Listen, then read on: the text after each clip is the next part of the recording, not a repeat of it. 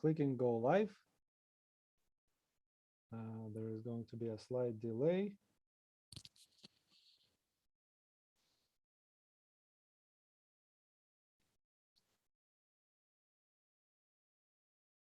Okay, excellent. So now we are live, and I'm gonna introduce. Hello, everyone. Today we have Stéphane Deny with us. Stéphane Deny is a postdoc at Facebook AI Research, advised by Jan LeCun. Stéphane's research focuses on how to build neural networks for vision, which work as well as our visual system. And he'll be giving a talk about two of his recent publications on self-supervised learning and feature disentanglement. So, Stéphane, we're very much pleased to have you here with us today. I will pass the microphone now to you. Thank you very much, Jeff, for the invitation. Really excited to be there. Just one question. So I don't see any participants in the Zoom. Is that yes, normal? That is intentional. That is intentional. Okay. And so will there be any way for questions or? Yes, yes. I will be reading out the questions to you as we go, if there will be questions, but there will be. Awesome. So I'd like to ask you, don't hesitate to interrupt in the middle of the presentation. I'll be happy to take questions. Excellent. Awesome. So yeah, so today I'll be telling you about two published work that we've been working on at Facebook. And both of them has a common theme, is that we want to build vision models that work as well as human vision. And for this, we take inspiration from what we know in neuroscience about the human visual system. And before diving in, I'd like to tell you a little bit about my approach to research. So I work at the interface of neuroscience and deep learning.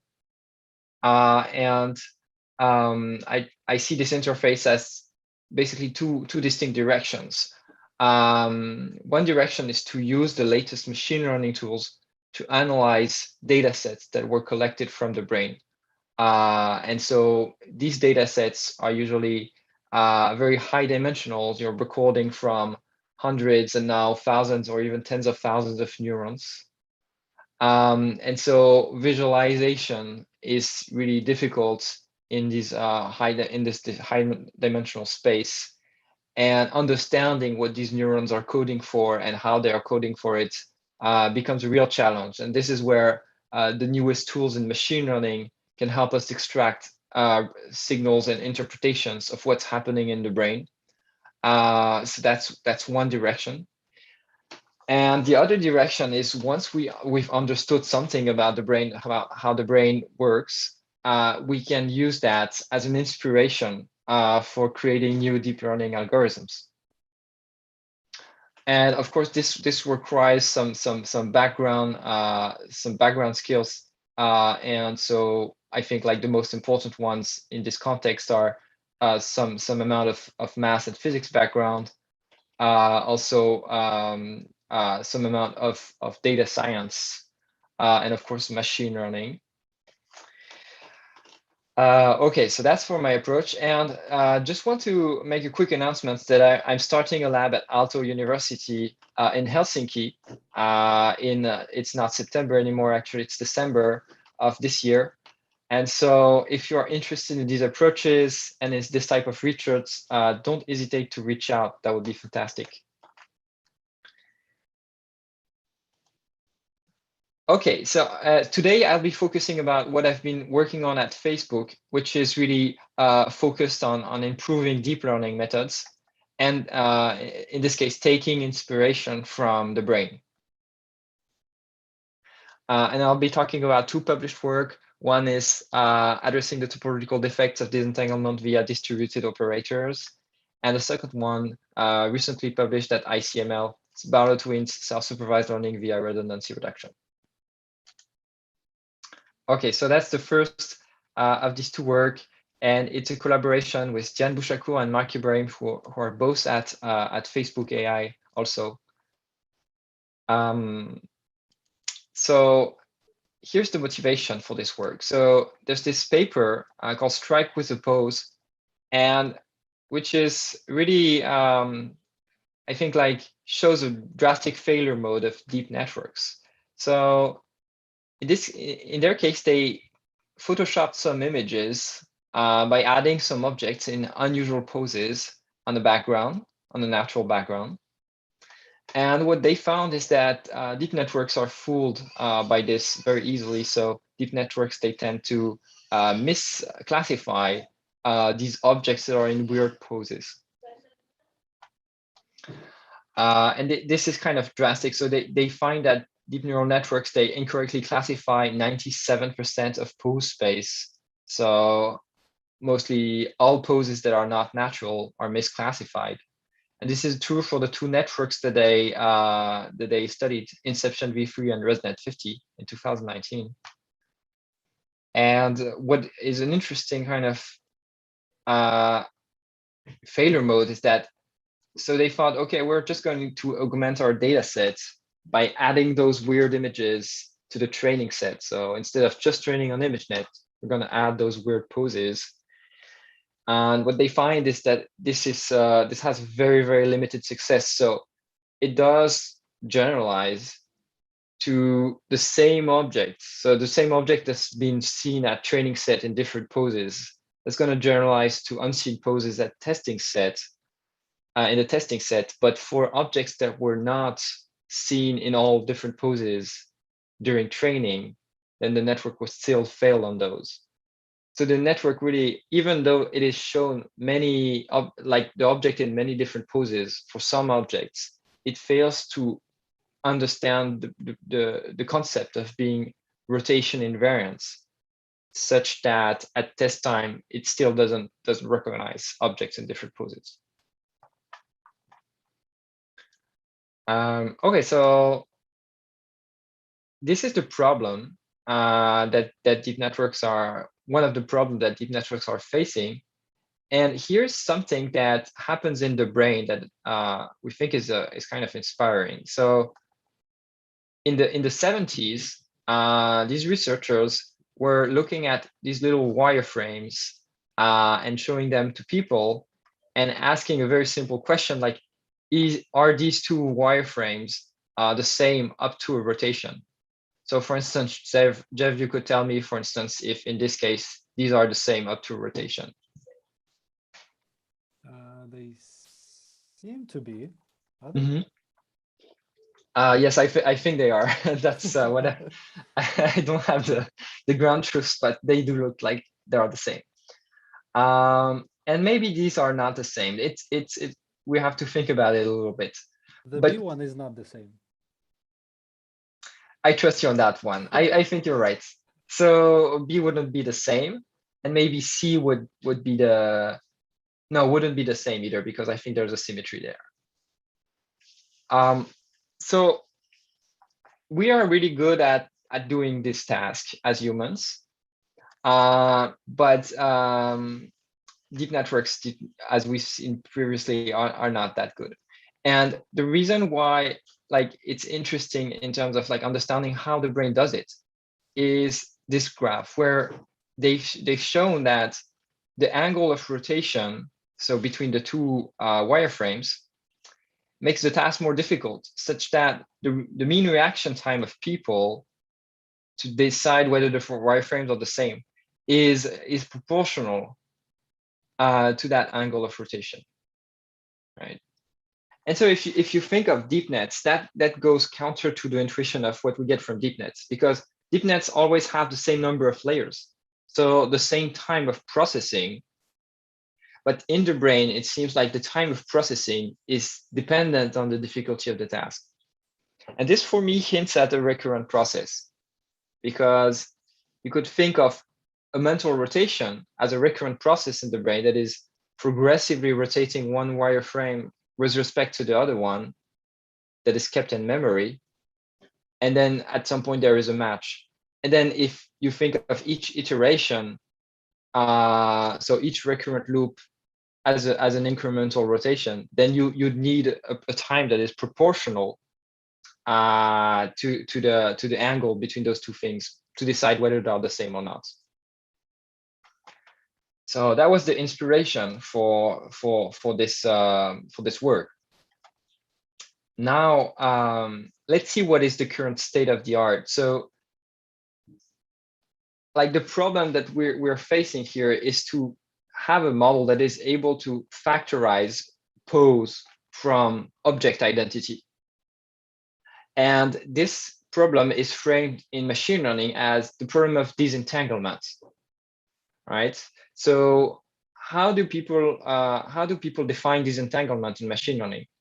They say that a representation is disentangled with respect to a set of transformations if the representation, it can be decomposed into independent subspaces where each subspace is going to be affected by a single transformation, and all the other transformations are going to leave that subspace unaffected. So concretely, you'd have some neurons that are going to encode for pose and going to be invariant to content, and then other neurons are going to be encoding content and going to be independent of pose. And if you have such a representation, then you can be sure that you're going to able to correctly classify object identity independently of pose, right? Because you just need to read out from these neurons that do not carry information about pose. So that's what people are trying to do in machine learning. And the thing is that it has limited empirical success to date. And even in our hands, so we tried with a very, very simple toy model that I'm going to show you right now. We couldn't make it work. So what is the toy model that we've been working with? So you take this triangle, which is a little shape, right? Pass it through this autoencoder structure. But now we're going to play a little game. So instead of trying to just autoencode this triangle and reconstruct the triangle, we're going to try to reconstruct a rotated version of that triangle. Okay, so, and how do we know which rotation is applied to that pair? That's going to be given by this operator that we call psi-k, where k indexes the rotation angle. And the way psi-k is defined, so it's this matrix which affects the two first dimensions of the representation z here and that's going to rotate those. So this operator is going to affect a subspace of 2 dimensions and apply a little rotation here, and then leave the rest of the dimensions unaffected. So this is why the rest of the diagonal elements is filled with 1s, and here it's all 0s, because this matrix leaves the other dimensions unaffected. So here we're really constraining that code to be disentangled by having that setup where we apply that operator that's going to act on only the first 2 dimensions, leave the other dimensions unaffected, and then try to decode the rotated shape. And we do that for many, many shapes during training. And here I'm showing you the result of that training. So after training, what we can do is send a new shape that's never been seen during training, send it to the encoder, and apply psi for all case here, so all angles of rotations, and then decode and see if we effectively decode that object in all that shape in all possible rotation angles. If we are successful, it means that the model was able to understand how to encode rotation into those two dimensions and shape in the other dimensions. So far, so good? Okay, so that's what we've been doing, and here are the results. And it may seem at first that they're okay, these results, but when you look more closely, so the network indeed seems to be able to rotate some shape, but not the shape that was sent as an input. So it's as if the neurons had just taken the closest shape in its memory, like that it has seen during training, and basically memorize how to rotate that shape. But it's not doing the proper task, which would be to rotate that shape, which has a different shape. And that's true for many, many examples. So the network actually fails at this task. And so disentanglement doesn't seem to work. And okay, so we try to understand that, and we use a tool from math, which is Topology, which helps us to understand why this task is so difficult to achieve. And here is a sketch demonstration of why that task might be so hard. And then we have a full demonstration in the paper that you can look, and which yields a theorem. But for this presentation, I'll just stick to the sketch demonstration of why this is such a hard task. So let's take this triangle, this little shape, and all its possible rotations. And the colors here don't mean that the shape changed color. It's just for illustration purposes. So this is let's say a black triangle. It's been rotated in all possible directions. And if you look at these different shapes, you can represent them in image space. So what is image space? Image space is like a space of pixels, where here I'm representing like x1 could be pixel 1. So here the pixel on the top corner, x2 pixel 2, x3 pixel 3, etc., etc. The thing is, like, I cannot draw many more axes than 3, so I draw only 3, but it's a very high dimensional space. And in this space, we can look at what this orbit looks like. So we can draw each of these images as a single point in that space, and then we can see what happens as we rotate this triangle. What happens is that it forms an orbit in this image space. And I drew this orbit as having kind of 3 circuits that closely follow each other. So the reason they closely follow each other is because you might have noticed I put here a little red, perturbation on the triangle. So the triangle is not perfectly equilateral, such that after 120-degree rotation, we're almost back to the original image, but not quite, right? Because of this little perturbation that was on the top corner and now on the right corner. Well, the purple point is not quite on top of the red point, just really close to it. All right, so this is why this orbit looks like almost collapse 3 orbits, right? So when we want to do, yes. Would you a bit elaborate more on the axis in this illustration?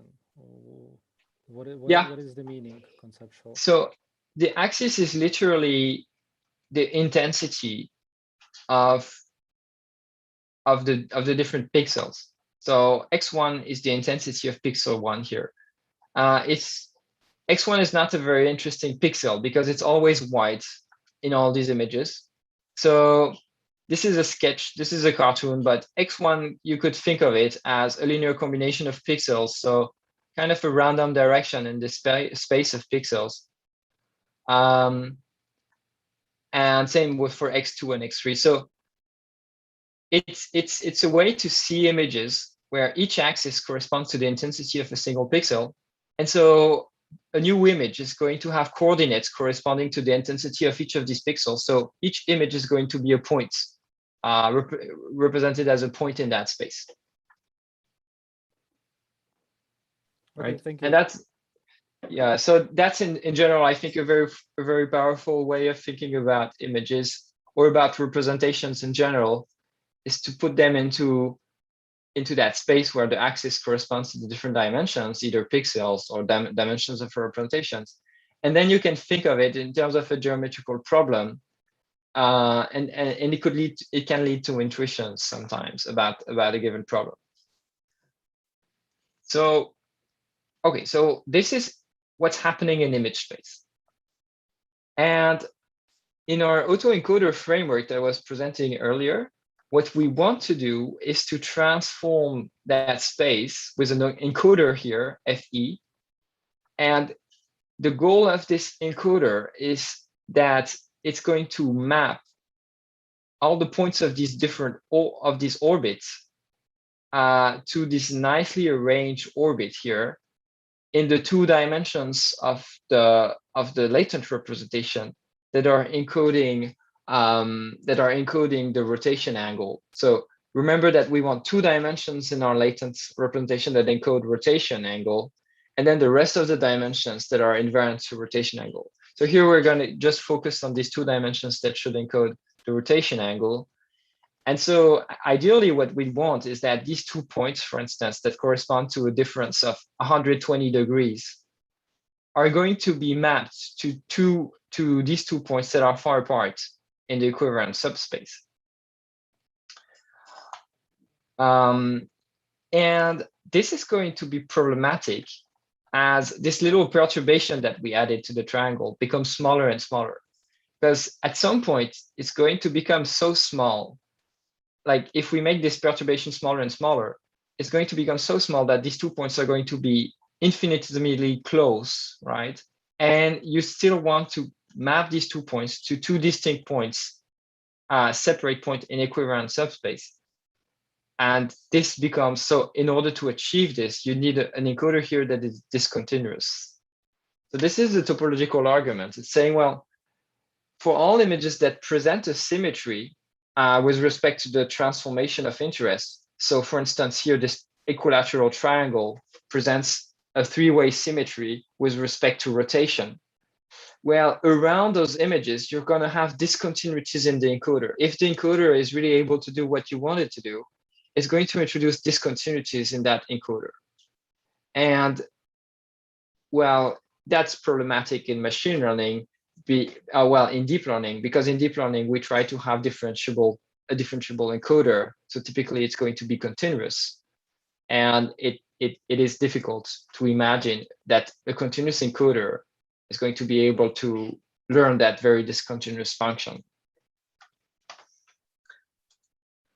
Okay, and that's the theorem that is kind of generalizing this observation on this example, where we say that disentanglement in 2 subspaces by a continuous encoder is impossible for any finite group acting on Euclidean space Rn. So basically for any group that is acting on images such as rotation, translation, scaling, all these basic groups are not going to be easy to map to disentangled representation. Okay, so if this is not going to work, what can we do? So here's where we take a step back and say, maybe the current framing or the current definition of disentanglement is too strong and it's too constraining. So we take a step back and say, what do we really want? So we change the definition of disentanglement. We say a representation is disentangled if we know how to manipulate the representation such as to achieve the transformation of interest. So this is more flexible because it's not saying anymore that there are only a few dimensions or a subspace that should be affected by a rotation. It's just that we know how a rotation is going to affect the representation such that we know how to manipulate that representation in order to emulate that transformation. It's going to become a little bit clearer when I will show you the model, the corresponding model. So, but the definition is like a representation is disentangled if there is a family of known operators that acts on this representation, and these operators can be distributed across the full latent space, and where each operator action it maps to a single transformation of interest.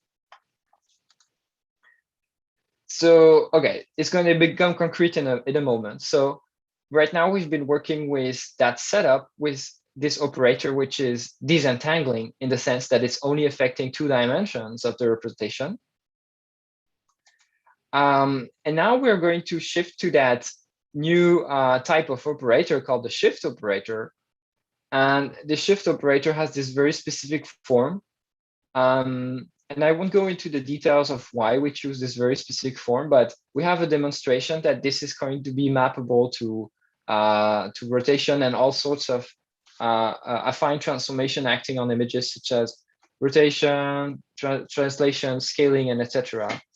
So we know mathematically that this operator will not introduce topological defects. So this is why we choose it. And you can see that this operator, so it's kind of a block matrix. And you can see that it's affecting all dimensions of the latent now. So if you remember what this matrix is doing, it's doing kind of the mental rotation in the network. And before that, we were constraining this matrix to do the mental rotation on only 2 dimensions of the representation. And now we say, no, actually, this mental rotation is going to happen on the entire representation and going to take this specific form. And K here is the angle of rotation that we want to apply.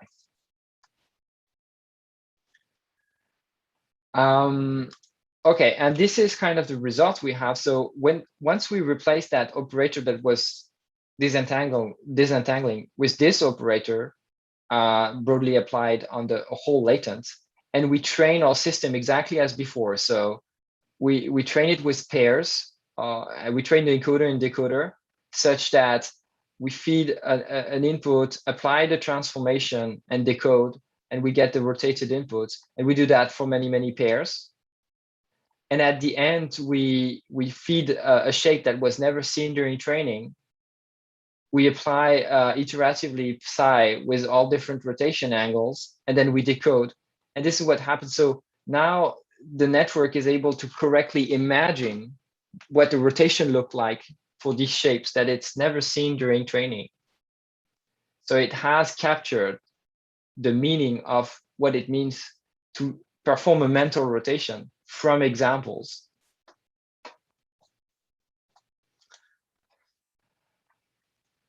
Okay, so this is for just to show you that this is more general than just learning rotation. So here we have a setup where we stack two of these operators separated by a layer here.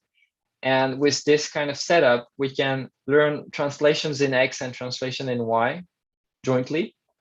So such that after seeing many examples of translations in X and Y, at test time, we can take a new image, apply these operators with different coefficients K and K prime, and imagine that what that shape like would look like translated in X and in Y. All right, and we can also stack more transformations. So here we have a data set where we have translations and rotations happening, and we can show that we can correctly learn how to stack operators that's going to learn how to translate and rotate objects at test time. Okay, so I just want to point out that this is not trivial compared to the previous example, because this is slightly more difficult because this is non-abelian. So rotation and translation, they do not commute. Translation in X and translation in Y commute. So what that means is, like, if you take an object and you apply a translation in X followed by a translation in Y, you end up in the same position that if you had started with a translation in Y and a translation in X. We say that translation in X and translation in Y, these are commutative. So you can apply it in any direction. But translation and rotation doesn't work the same. So if you first rotate something and then translate it, you end up in a different direction that if you had first applied your translation and then a rotation. So it's called a non-abelian group. It's also called non-commutative transformations. And we show that our network doesn't really, like our setup doesn't really care about that, is able to learn those sequence of transformations, whether they are commutative or not. Stefan, Yeah. just a question. So if you were to have transformations of different order, you'd have to construct a new neural network. Can you elaborate on that question?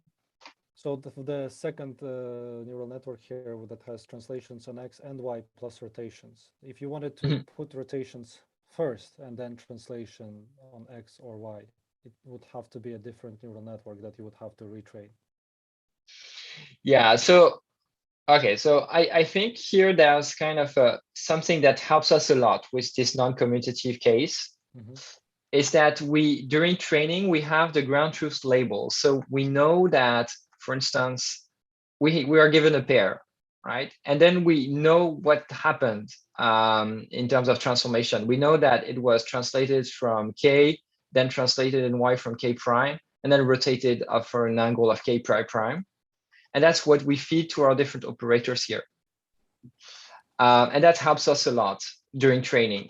It's kind of very supervised in a way. If we didn't have this information, the problem would become a little bit more complex because we need to know. So we just be given some pairs, and I think this is more realistic for instance, a human learning how to see. You're given an object, and then you see that object transformed, and the transformation is usually a combination of stuff. So you see this object going through translation and rotation, but you're not given the label. Like, nobody tells you of how many angles it was translated and how many angles it was rotated. And in this case, it's not totally solved. We don't have a working solution on that problem, but we kind of need to infer K prime, and K prime from the observations, and that would be non-trivial. Okay. But in terms of like the question, the precise question you're asking, which is, what if the network, what is the data set was just rotations followed by translations, as opposed to translations followed by rotation? I think that wouldn't matter much, because you can achieve the same pairs whether you start with a rotation or translation. Like, you can achieve the same pairs whether you start with a rotation or with a translation. So the data set would look identical at the end. It's just that the different coefficients here would be different. Mhm. So if you need supervision, indeed, you need to train another network because you need to feed the correct coefficients in order. But if you have a less supervised setup where you don't need those coefficients at all, then a single network could deal with those two scenarios. All right. Thank you. Okay, so that are the conclusions of part one. Disentanglement does not work well in practice, even for simple affine transformations, as we've seen. And we show that that might have a mathematical explanation, that disentanglement introduces topological defect in the encoder. And so this would explain why it works so poorly. And then we propose an alternative to disentanglement, where we say, okay, we just need to know how to mentally rotate things, and it doesn't need to be confined to a subspace. And when we relax that constraint, we can find a network that indeed is able to learn rotations, translations, and these very simple transformations. Okay, so that's for the first part. I'd like to just have a look at the time. Okay, I still have, I think, half an hour. Yes, it's half an hour for the second half, 27 minutes, but I think we're good. Okay, so again, don't hesitate to ask question live. I think that makes the conversation richer. Okay, so that's the second work I want to tell you about. And it was done with my colleague at FAIR, Joris Bonda, Li Jing, Ishan Misra, Yan LeCun. And it was actually recently accepted at ICML. So what is redundancy reduction? So it's a principle that's been proposed in the 60s. It's a hypothesis about what sensory coding is doing in the visual system, or in sensory systems in general. And so it was phrased by Horace Barlow as the following: the goal of sensory processing is to recode sensory inputs by extracting signals of high relative entropy from the highly redundant sensory input. So what does that mean? If you look at an image and you look at two nearby pixels, they are very often of a very similar color. So because most objects are made of a uniform color, you take two nearby pixels and they will have very similar color up to the lighting difference, etc. The only place where you'd have kind of a big difference between nearby pixels is at the edges of objects, for instance. And so a kind of a naive way to encode an image would be to take every single pixel intensity or a color and just encode that. But that would be very redundant, right? Because you would mostly kind of say the same thing for nearby pixels. So same color, same color, same color. So would be a very inefficient code, very redundant code. And so if you look at compression algorithms in images like JPEG, for instance, they take advantage of that redundancy. And instead of encoding all pixels naively, they encode the differences of pixels, so differences of nearby pixels at different scales. And that is much more efficient because the difference is something that is not redundant, not that redundant across different locations of the images. So that's the intuition that the brain might be doing something similar. And indeed, it's been a very fruitful hypothesis. So in the retina, you have those neurons that tend to encode the center. So in the retina, you have neurons, 3 layers of neurons that are doing a pre-processing of the image before sending it to the brain.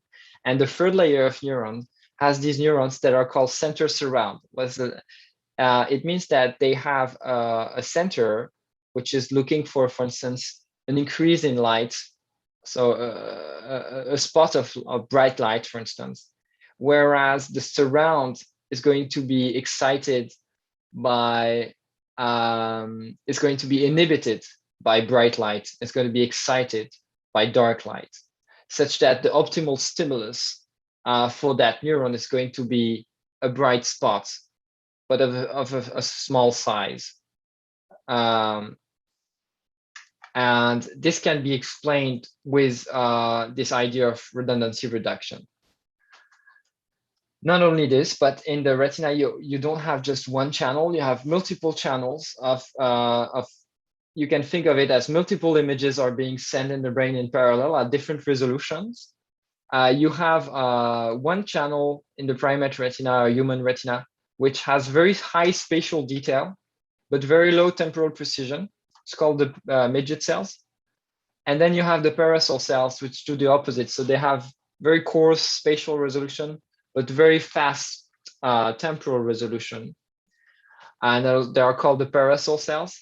And they all come in two flavors: the on that correspond to a bright spot of light, and the off counterpart that respond to a dark spot of light, a dark spot in a bright background. And efficient coding or redundancy reduction can precisely explain this division of labor. This is a paper from colleagues and I that we've done at Stanford prior to my postdoc at Facebook. And it's also kind of redundancy reduction can explain very precisely that organization that we find in the retina. In primary visual cortex, the representation are quite different. You can see that neurons, they now respond to oriented edges. So they will be responding a lot to an edge in a given direction, and then not to edges in other directions. And again, this can be understood in terms of a compact factorized code. So these are previous work in sparse coding, independent component analysis, and efficient coding that explain how you can obtain this type of representations if your goal is to have a compact, sparse representation that reduces redundancy of the inputs. Okay, so since this principle seems to be so useful to understand vision in the brain, can this principle be useful for deep learning? And we're going to study that in the context of self-supervised learning. And I give here a brief description of what is one method for self-supervised learning that's very successful these days in vision. And it's self-supervised learning via joint embedding of distortions. So the principle is that you feed two versions of an image that underwent a set of distortions. So the distortions, for instance, are crops, mirror images, colorizations, and grayscales. So you apply this bunch of transformations to the image so that you have now two distorted images.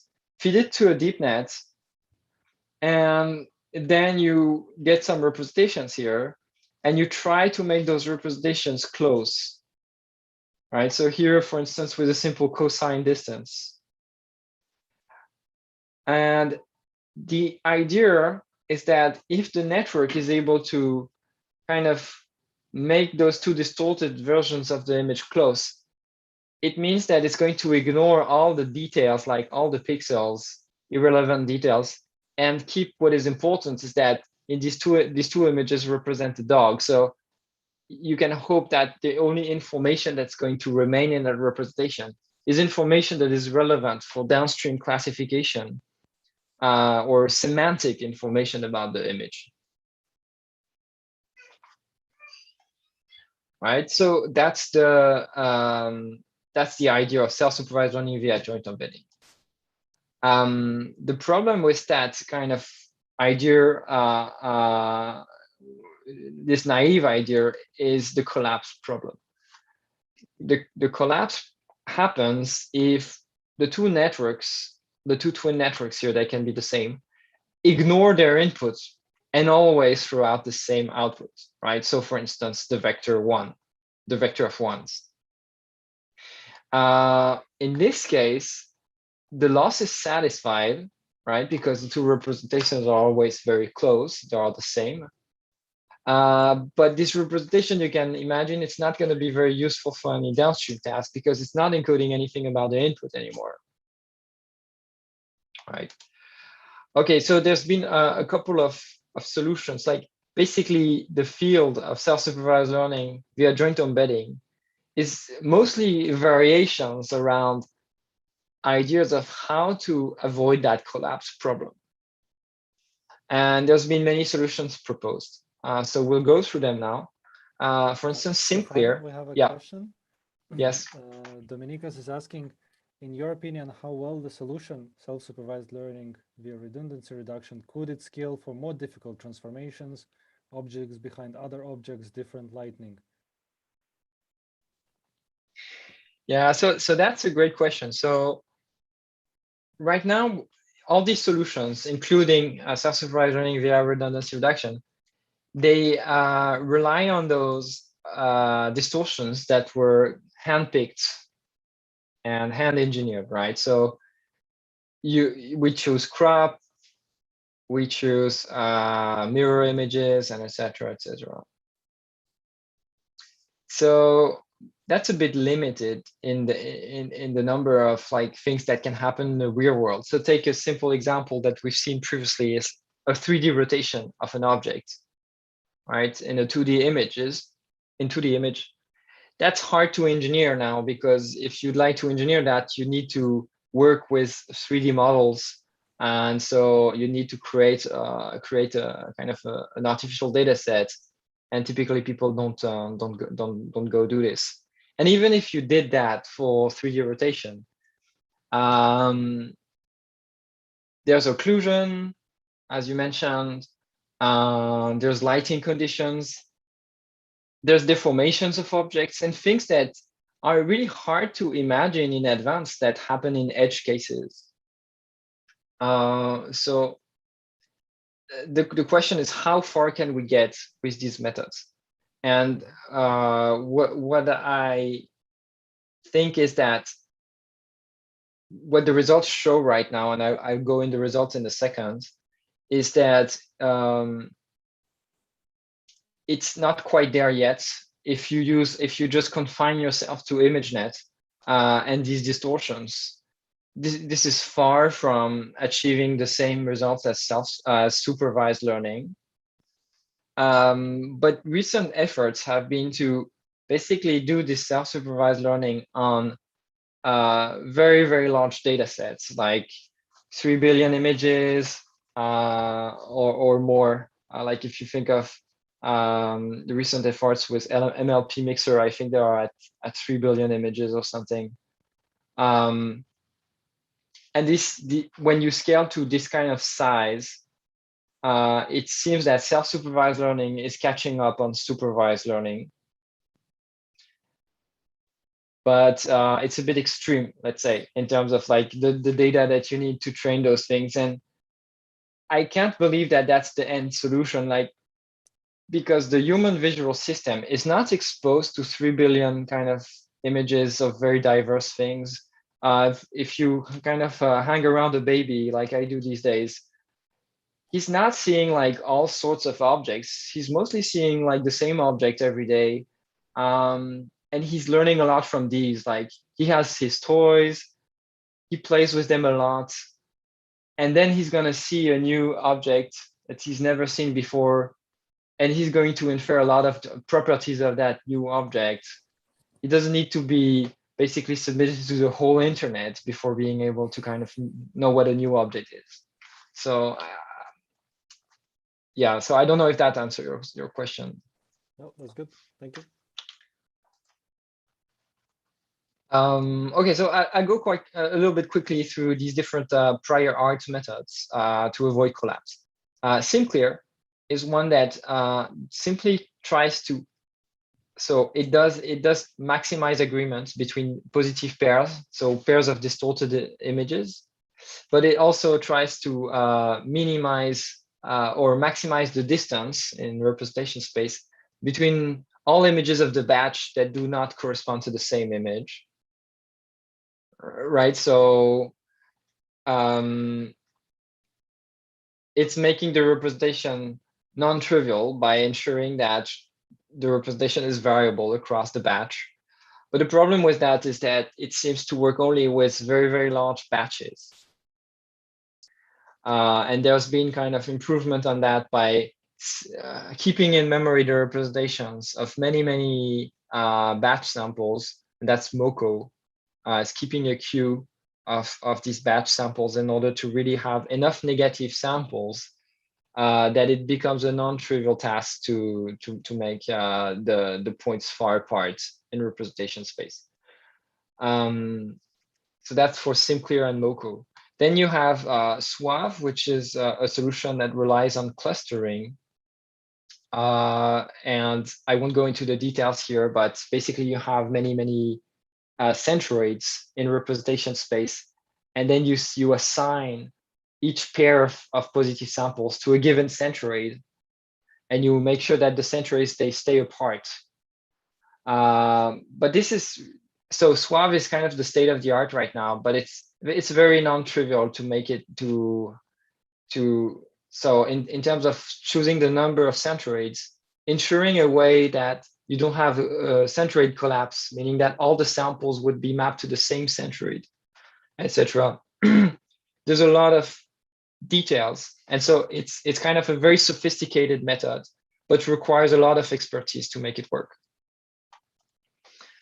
BYOL is a method proposed recently by DeepMind. It stands for bootstrap your own latents. And it's kind of this crazy idea that you don't need a solution to prevent collapse if you just introduce some kind of asymmetry between the two branches. So the asymmetries, so the weights are different for the two branches in their case, and they have an asymmetry here in the architecture because the prediction network here is different. It's an added network here on top of that branch compared to this one.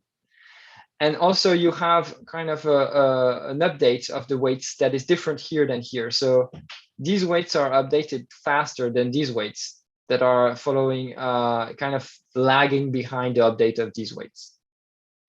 And with these two kind of asymmetries, they show that even with a simple cosine loss, so even with only a loss that tries to maximize agreement between positive samples, you don't have a collapse and you have very good results. It's a neat solution, but it's kind of difficult to understand how it works at the moment. So there's ongoing theoretical work trying to explain why this solution doesn't collapse, but it's kind of unclear at the moment. And the problem with unclear solutions is that they might be brittle, and that we don't know. SimSiam is a version of Facebook of that same principle, but a little bit simplified and stripped to its minimum ingredients such that the solution doesn't collapse. So it needs a predictor here, and it also needs a stop grad operation here on that branch, on the target branch. And it seems like these two ingredients are crucial to avoid collapse. But again, I think like some theory is needed here to really understand why collapse is avoided by this asymmetry. Okay, so in our case, we're going to take a more principled approach and just think of what we want. So actually, so the way Barlow twins work can be understood through the lens of information theory, and especially through the lens of the information bottleneck principle that was proposed by Naftali Tifsby and colleagues. And the principle is really neat. So what it says is that you want your representation here. You want it to carry information about the images, right? Otherwise, you have a collapse. So you want to maximize the information content about the image, but at the same time, you want to minimize the information about the transformation that happened. So you want to be as invariant as possible to the different distortions that you applied. But at the same time, you want to contain as much information about the instance, so about the image prior to that distortion. And you can see that as a trade-off between two terms. So that's the information bottleneck equation, where you want to maximize information between Z and X, so the representation and the image, and minimize at the same time the information between Z and Y, which is the distorted versions of the image.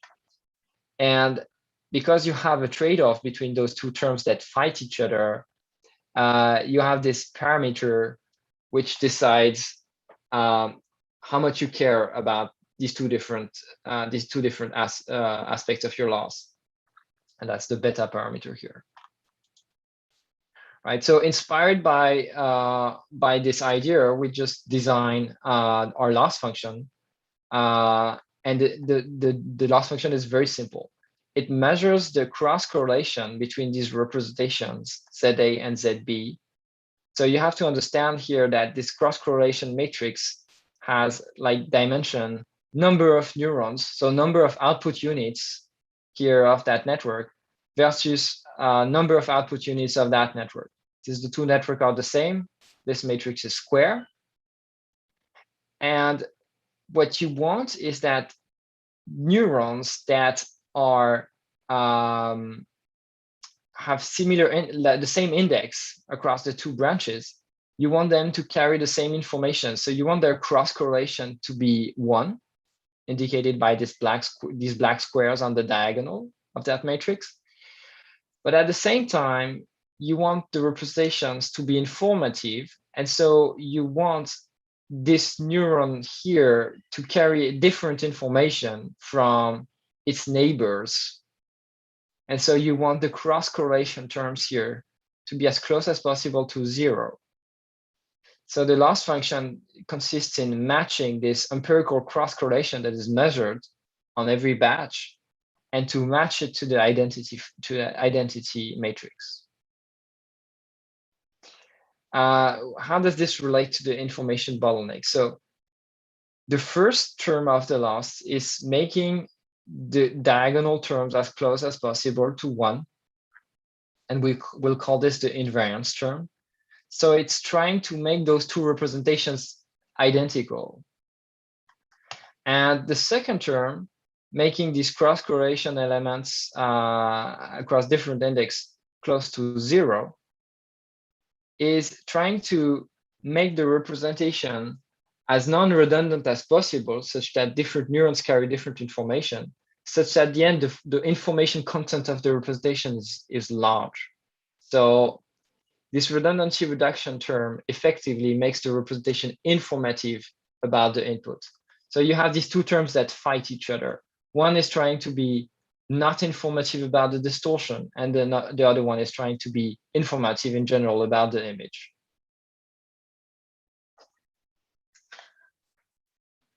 Okay, so this is a quick question yes. on that.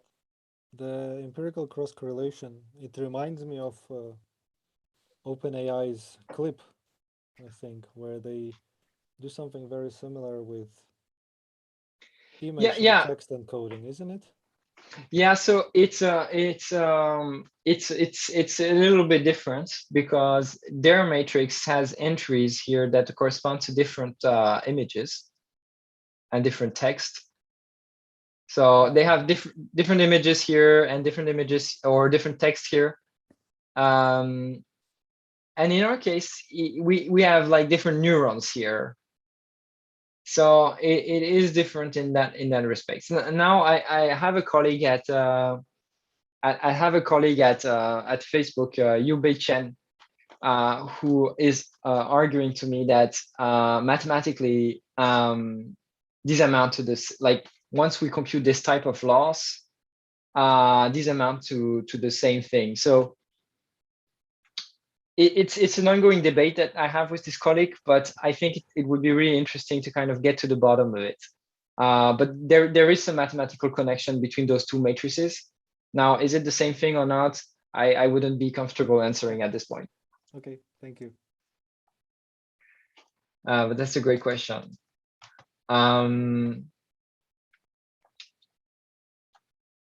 Okay, so now we just want to know if that method works at all.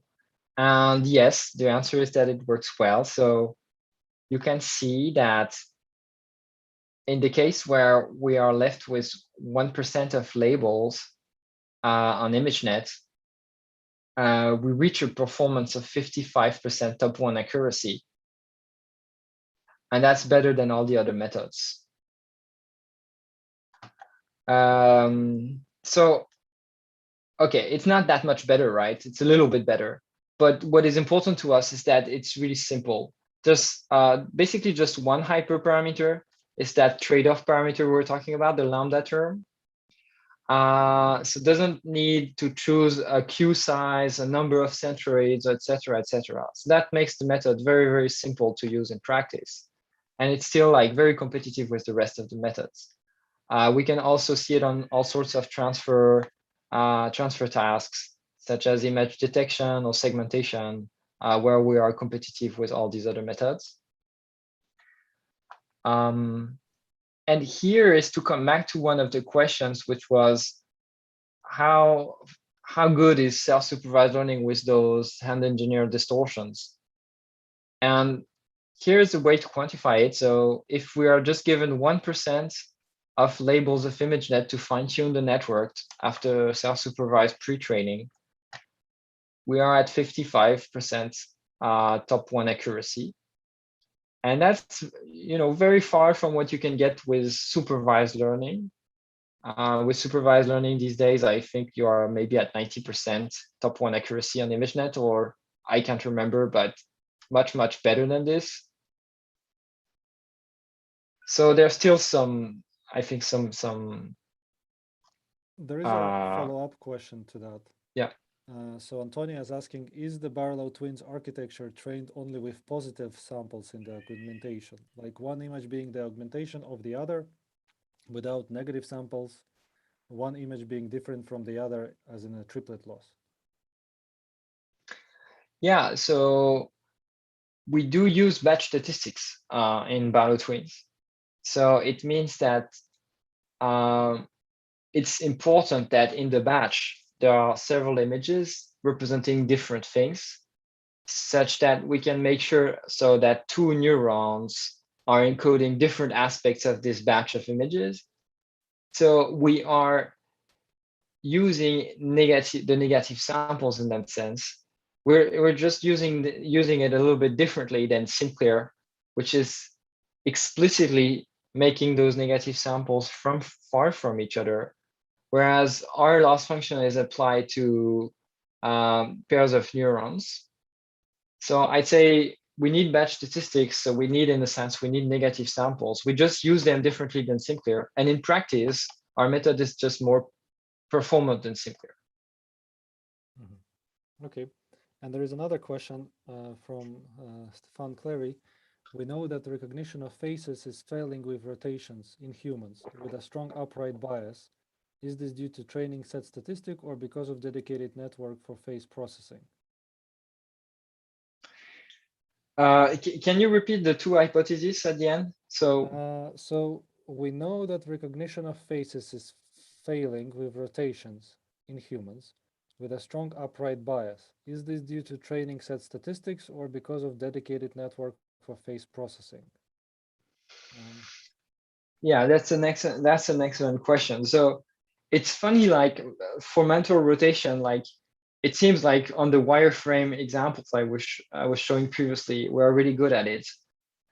But it's true that in terms of faces, we're much better at recognizing faces upright than upside down. And also this famous illusion where you Photoshop a picture to swap, like basically apply a reflection to the eyes so that they are upside down, and the mouth also you can put it upside down, and the face looks really weird in that way. But if you put the face upside down, like this doesn't appear shocking anymore, like the fact that the mouth and the eyes are upside down in the upside down face. So it's like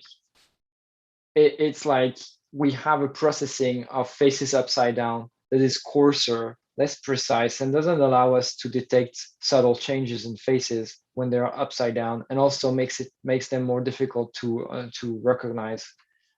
And that's a great question of why is that difficult? I think, like, compared to the wireframe problem, I think a difference is that the wireframe can be considered as maybe one object, but a face is more complex. A face has many subparts. And when we look at a face, typically what we're going to do is target our gaze at different places in the face. So it's not a single, I think we don't process a face in a single glimpse. We process a face by looking at different parts, like the eyes and then nose and then mouth. And the way that this is kind of combined in the brain, I think is also it's an extra problem. It's the problem of compositionality, of how you combine a compositional object with different different gaze in the brain. And I have no idea how that works. So it's a really good question. I don't know the answer. I don't know if people know the answer, but definitely it could be a thing of the training set that we've been mostly gazing at upright faces in our entire life, and that makes it more difficult to recognize faces that are upside down. Okay, and there is a follow-up question from Ignas. What do you think about embodied cognition? Is perception of images enough to learn concepts that humans learn, also making action, or perhaps even have those concepts in their genes? Can you repeat that question?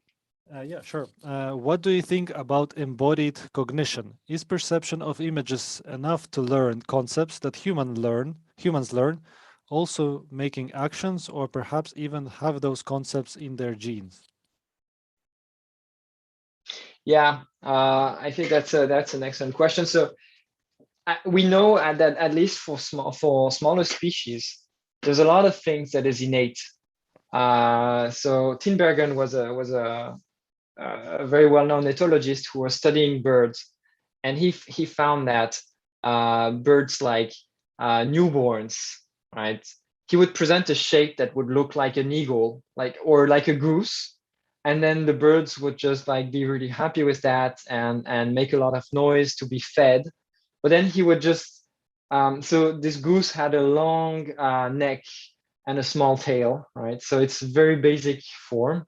And then he was just like rotate the shape such that now it had a small head and a long tail, like a predator of these birds. and then the birds would see this and immediately cram into the nest and hide from that reversed shape that looks like an eagle. So this is hardwired at birth in these birds. There's a lot of examples of that in the world, in the animal world. So you have those videos on YouTube where you can find newborn lizards or geckos. I think they just come out of the egg and they are chased by snakes, and they know how to avoid them. They know how to move in a very uneven environment and jump and etc. So there's no question that there's a lot of things hardwired in these smaller species. In humans, I think there are maybe a little bit less of that, because it's true that if a baby human needs a lot of time to get accustomed to the world and to be able to manipulate objects and all sorts of things. But yeah, the amount of information that is kind of pre-wired in the brain and encoded in the genome material, I think is unknown at the moment. It's a really good question of what is the part of learning really happening, and what is the part of just what was already there in the genome and that has shaped the wiring of the brain. I think it's a really interesting question, and we don't really have a good answer at the moment. All right, thank you. Yeah, it's a lot of cool questions. Thanks. I think this is my last but one slide. So these are just like different properties of our method compared to other methods. One is that our method is kind of robust to different batch sizes. So SimClear, as we said before, it needs a lot of negative samples. And you can see that it kind of dropped dramatically, the accuracy, as the batch size became smaller. But our method kind of holds up decently, a little bit like BYOL also holds up decently. It doesn't need that much that higher batch size. And another effect that we see in our network, which is different than all these other methods, is that the performance of our method keeps increasing as we increase the size of the last layer of our network, the dimensionality of the projector. And actually, we need very large size compared to these other methods. And this is right now an empirical phenomenon, but we'd like to understand this from a theoretical standpoint. How does our loss explains that we have this dependency on projector size? And it's also kind of promising in the sense that it seems like it's still increasing here at the highest projector dimensionality that we've tried. So it could be that just by continuing increasing that projector dimensionality, we could get even better results. But this is a bit out of reach right now because we're reaching the limits of our memory capacity.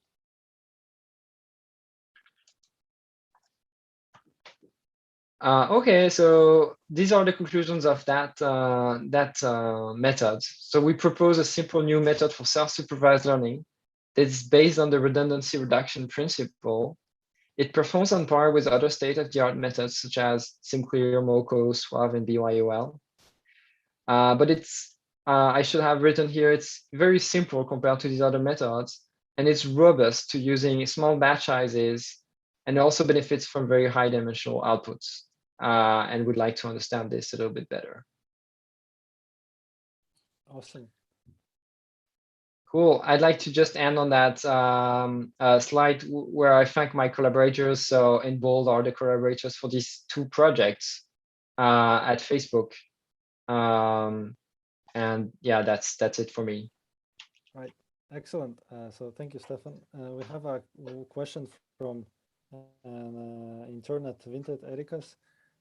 He's asking, for Barlow twins, how could you explain the insensitivity, small impact for the top one accuracy of the Barlow twins loss function, equation 1 in the paper, to the hyperparameter as depicted in figure 5?